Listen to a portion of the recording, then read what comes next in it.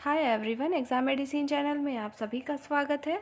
इस वीडियो में हम बात करने वाले हैं इलाहाबाद यूनिवर्सिटी की तरफ से आए हुए नोटिफिकेशन के विषय में। जैसा कि आपको पता है कि उसमें सिर्फ इंटरव्यू है, उसमें मेल और फीमेल दो अलग अलग पोस्ट निकाले गए हैं, उसके विषय में चर्चा करेंगे। आप में से कुछ अभ्यर्थी हैं जो कि इंटरव्यू देना चाहते हैं और आपने पूछा था कि उसमें किस प्रकार के प्रश्न पूछे जा सकते हैं और आपको अपनी क्या तैयारी रखनी है, उसके विषय में हम चर्चा करेंगे इस वीडियो में। यदि आप भी शामिल होना चाहते हैं तो ये वीडियो आपके लिए यूज़फुल हो सकती है। सबसे पहले बात करने वाले हैं हम, दो पोस्ट आई है जिसमें आपकी है नर्सिंग ऑफिसर जो कि मेल कैंडिडेट के लिए है, और दूसरी पद जो आई हुई है उसमें भी इंटरव्यू है, वो अर्ली चाइल्डहुड फैसिलिटेटर की है। उसमें जो है सिर्फ फीमेल कैंडिडेट ही अप्लाई कर सकेंगी।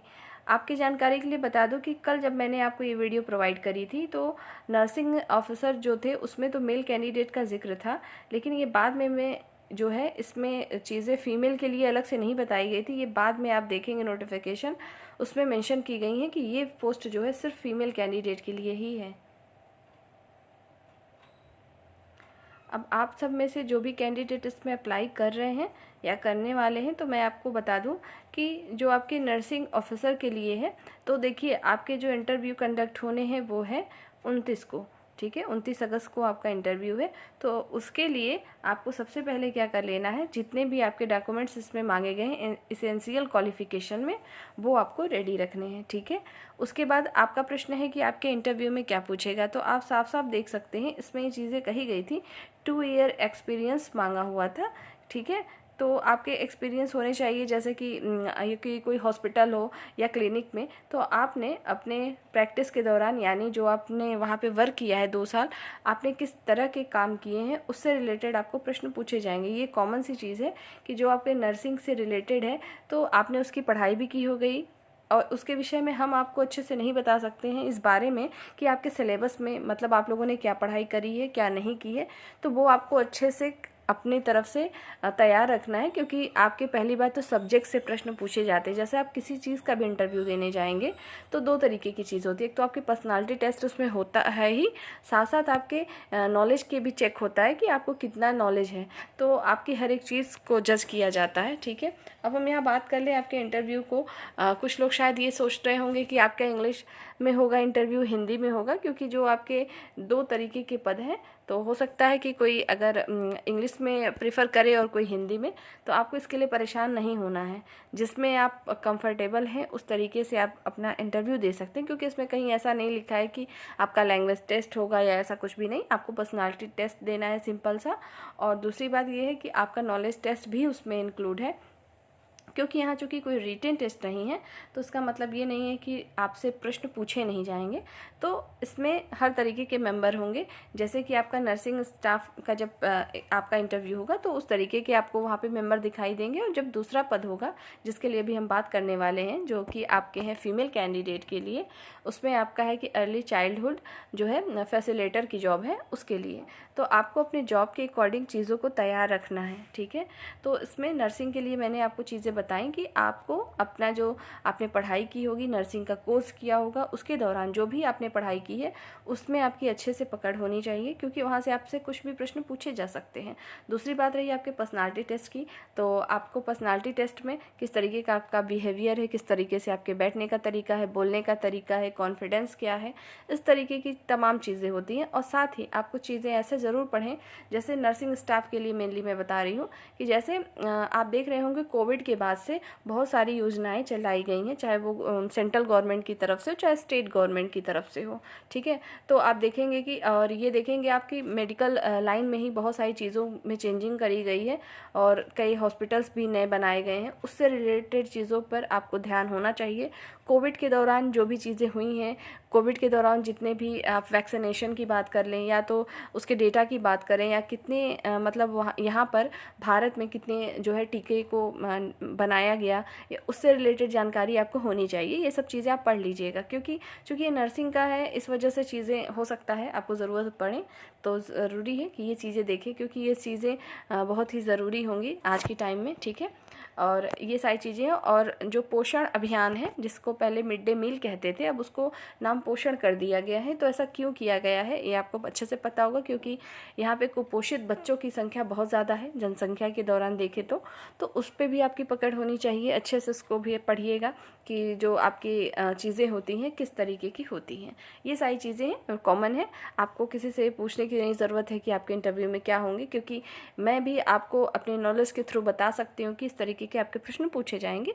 बाकी वहाँ आपको फेस करना है कि क्या चीज़ें हैं। बाकी आपने जो कोर्स पढ़ाई करी है उसको अच्छे से सॉलिड तैयार रखेंगे। बाकी जो भी योजनाएं हैं करंट की और इस एरिया से रिलेटेड, एजुकेशन से रिलेटेड, बच्चों के एजुकेशन से रिलेटेड, ये सारी चीज़ों पे आप फोकस करेंगे और ध्यान रखेंगे। और साथ ही एक चीज़ और पढ़ लीजिएगा, नई शिक्षा नीति की जो चीज़ें हैं मेन वो भी पढ़ सकते हैं, ठीक, वो इम्पॉर्टेंट होंगी आपके लिए। तो मुझे लगता है चीज़ें आपको पढ़ लेनी चाहिए। मैंने ये चीज़ें बताई हैं नर्सिंग स्टाफ के लिए, और भी ये फीमेल कैंडिडेट जो अप्लाई करेंगे उसके लिए भी है। आइए हम दूसरे पद की बात कर लें। और एक चीज़ और, इसमें एज को लेकर आपको डाउट है। देखिए जो जनरल कैंडिडेट होंगे 35 ईयर से एज ज़्यादा नहीं होना चाहिए, उससे कम। अब उससे कम का मतलब 15 साल नहीं, मतलब 21 साल से ऊपर होना चाहिए। ऐसा दिया तो नहीं है मिनिमम, लेकिन मान के चलिए इतना होना चाहिए, ठीक। आइए आगे देखते हैं। अब दूसरे पोस्ट की हम बात कर ले, अर्ली चाइल्डहुड फैसिलिटेटर। देखिए जो हमारे फैसिलिटेटर्स होते हैं उनका काम होता है अनुदेशन का। अनुदेशक होते हैं, एक तरह के सहायक होते हैं। अगर वहाँ पे जो चाइल्ड होते हैं, मतलब जो होंगे, वहाँ पर आपको क्या होना है, उनको सहायक के रूप में काम करना है। आपको उनको हर एक फैसिलिटी देनी है, आपको ऐसे कंडीशन देने हैं उनको, ताकि वो खुद से करके सीखें। अगर आपने चाइल्ड डेवलपमेंट पढ़ा होगा, ज़रूर पढ़ा होगा, अगर आपको ये जो दिया हुआ है, जो इसमें मांगा है, बीएड में भी आपकी चीज़ें रहती हैं, आपने पढ़ी होंगी।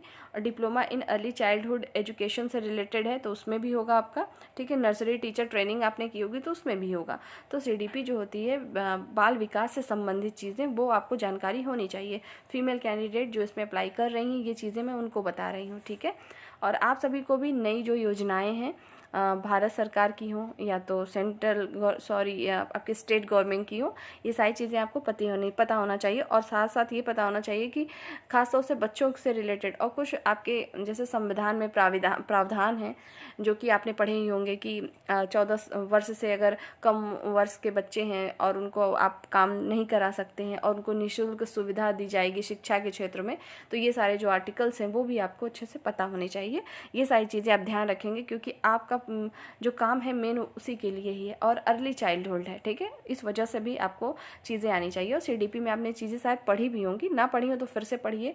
और आपको भी इस अपने डॉक्यूमेंट्स को रेडी रखना है और बाकी सारी चीज़ें आपको आनी चाहिए जो कि आपके सिलेबस में आपने पढ़ रखा है, क्योंकि आपको हर तरीके के टेस्ट को पास करना होगा। रही बात, इसमें आपके नॉलेज टेस्ट और प्लस पर्सनालिटी टेस्ट दोनों इंक्लूड होंगे, क्योंकि रिटन टेस्ट नहीं हो रहा है।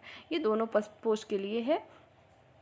और आपको जो है ख़ास तौर से ये ध्यान रखना है कि आपको चीज़ें जैसे आपने कुछ पढ़ी होंगी थ्योरीज, उसको ज़रूर से याद रखेंगे, क्योंकि चाइल्डहुड से रिलेटेड अगर आपने पढ़ा है सीडीपी तो उसमें बहुत सारी थ्योरी है, जैसे आपके जिन प्याजे की होती है और भी है। तो वो सब चीज़ों को पढ़ लेना, क्योंकि वो चीज़ें हो सकता है आपसे पूछ ली जाए, क्योंकि वो मेन चाइल्ड डेवलपमेंट के लिए ही चीज़ों को बताया गया है, ठीक है। आपने थॉट्स के बारे में पढ़ा होगा और ये सारी चीज़ें तो आपके लिए ज़रूरी है। आपको पढ़ाना नहीं है, आपको जो बच्चे हैं उनको समझना है, उनकी एक्टिविटीज़ को समझना है, उनको किस तरीके से आगे बढ़ना है, उनकी चीज़ों को कैसे समझना है। ये सारी चीज़ें ही आपका काम होगा वहाँ पे, तो इससे रिलेटेड होना चाहिए, यही आपका जॉब है।